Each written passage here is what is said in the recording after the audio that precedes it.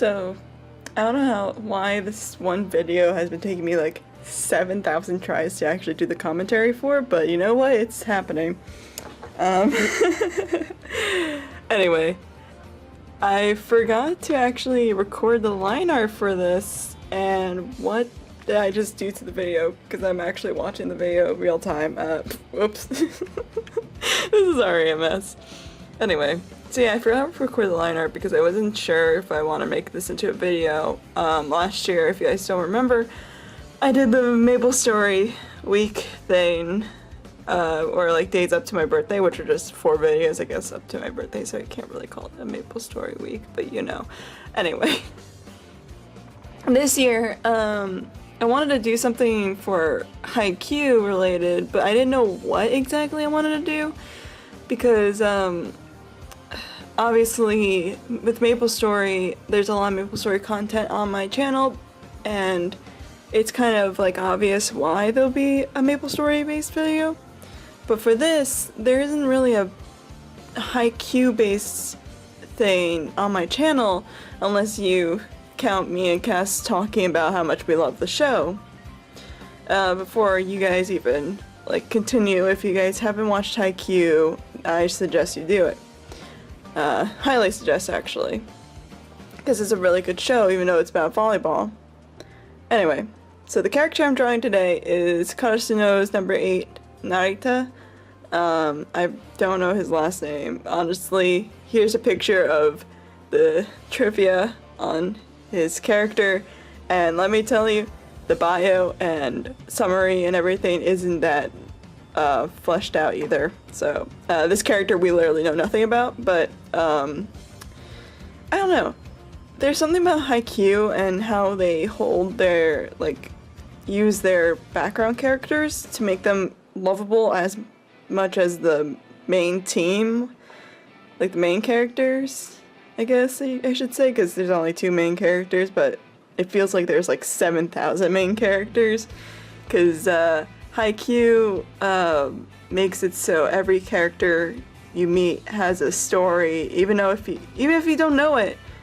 It feels like they have their characters of their own story. They're the main characters of their own situation.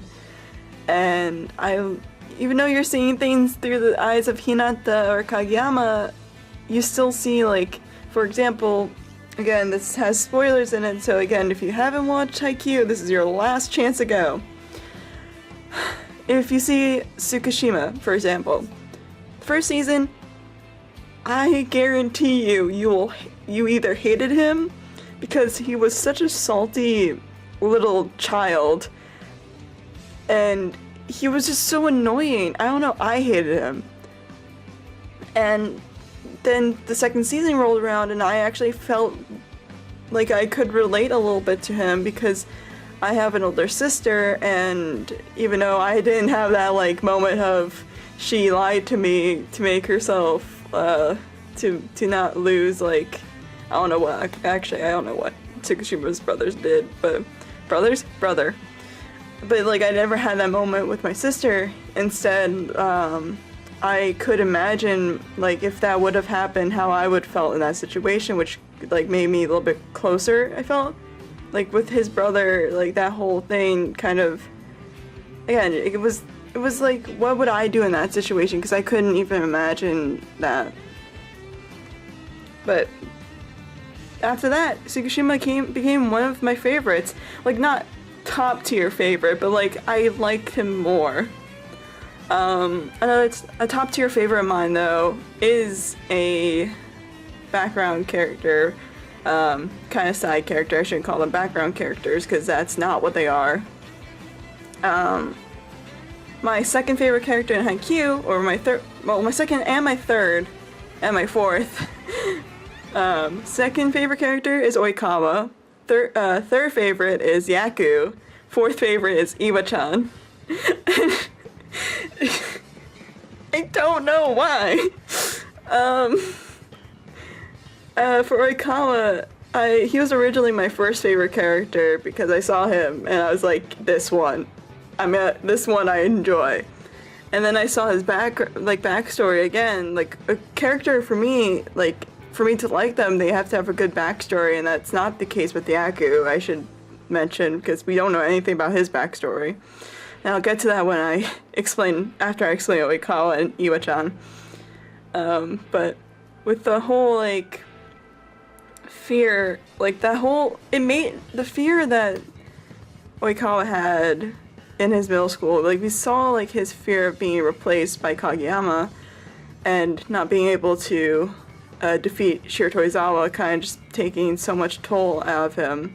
And even in the second season, or the first season, you continue to see that, even though Oikawa has gotten better because Seijo is the correct team for him, no matter what Ushishima says, Seijo is like the perfect team for Oikawa, that still wasn't enough to defeat him, unfortunately.